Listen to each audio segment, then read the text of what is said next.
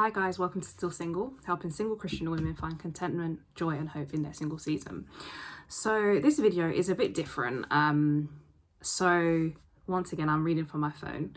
Just for some context, I think I've always kind of wanted to do Still Single Men's, but never really had like the men available to sort of do it. But be praying for me that I meet people that are interested in kind of speaking on the topic of singleness. So in the meantime, it's going to just be me once again. So I've basically been, obviously I've been dating, and then I've done some videos on like online dating and stuff like that.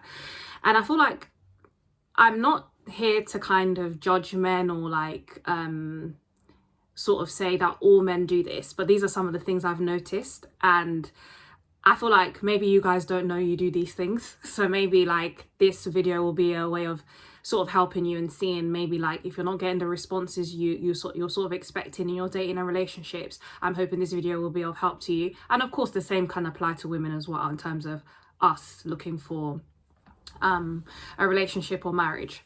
So I'll just start with the first one. The first one is, once again, I'm reading from my phone because there's a matching blog as usual. So the first one is, if you like her, tell her. I feel like sometimes rejection is not good.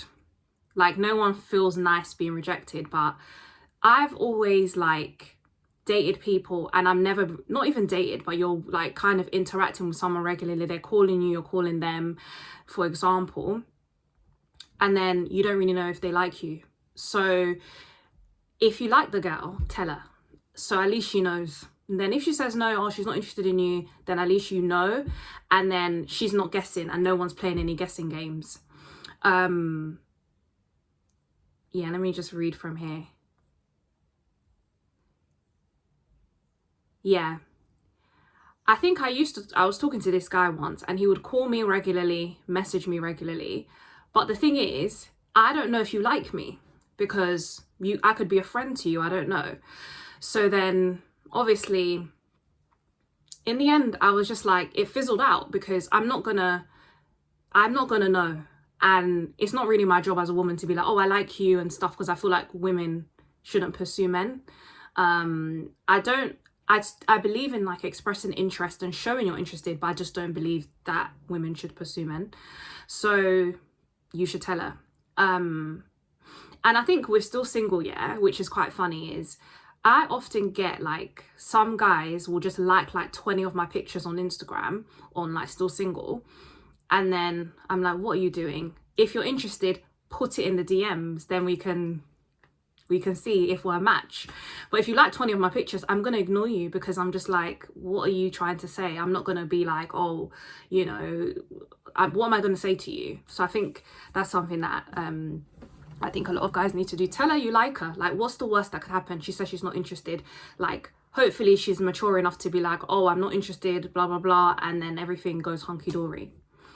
The second point is, be consistent. Do you know, the guys that have approached me, or when situations like dating encounters that have gone very well, is because the guys are consistent. If I'm receiving like messages from you consistently, you're calling me consistently, of course there's it's a two-way street and stuff.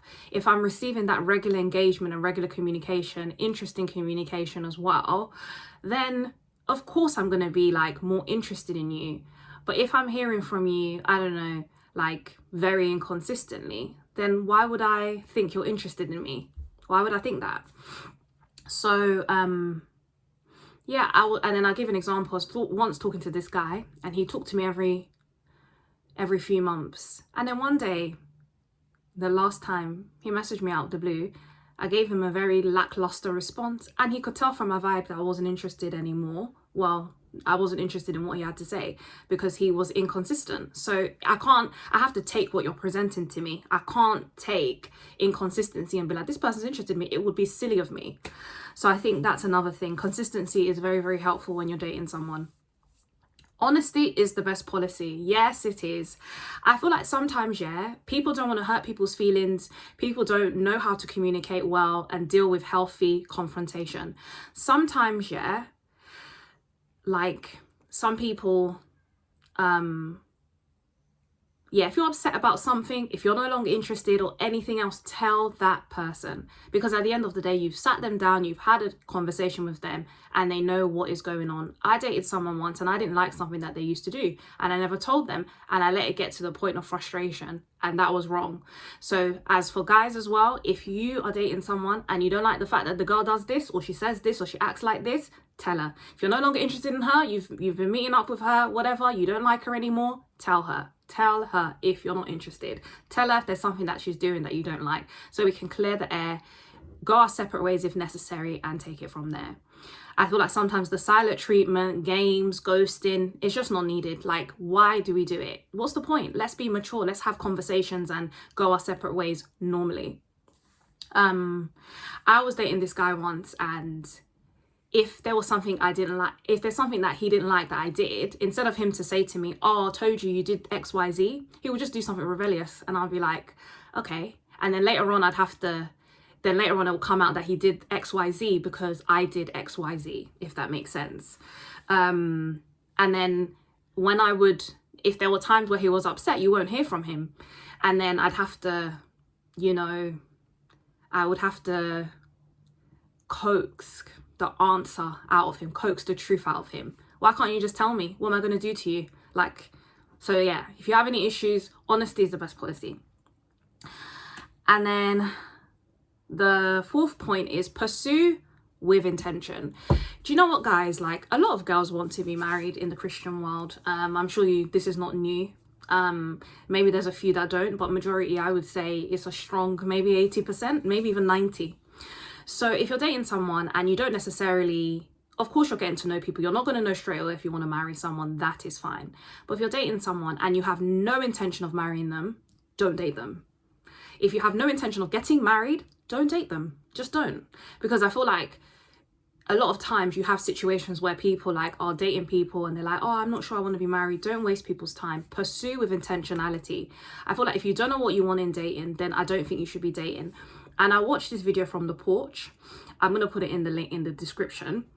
He basically said, why would you go to the airport and then someone's like, oh, what are you here for? And you're like, oh, I'm just watching the planes take off. I'm just here for no reason. People go to the airport because they're traveling somewhere. You date because you're traveling somewhere. If you're not dating with intentionality or pursuing with intentionality, what is the point? So, you know what? That's the thing. Intentionality is important. And then my last point is, this is the best till last. I'm not saying that only guys struggle with lust. Yes, we know that everyone has sinned sexually. But if you have a lust problem, you need to address it. And I'm not talking about people who they slip up every now and again. I'm talking about you believe in sex before marriage. You are doing all kinds of things. Please, please, please deal with that problem before you date someone. Don't date someone and then bring other people into your sin or manipulate people into sin or not address this issue. And I feel like sometimes, yeah, especially for males, I feel like we live in a generation, and sadly people are, I guess, conform to the patterns of this world without them really realizing and sitting down to be like, is this biblical? We live in a generation where the way the world does things regarding sex infiltrates the church. And I think, let us just get back to basics and see what God wants for our lives. It doesn't matter if you're male, promiscuity is not endearing at all.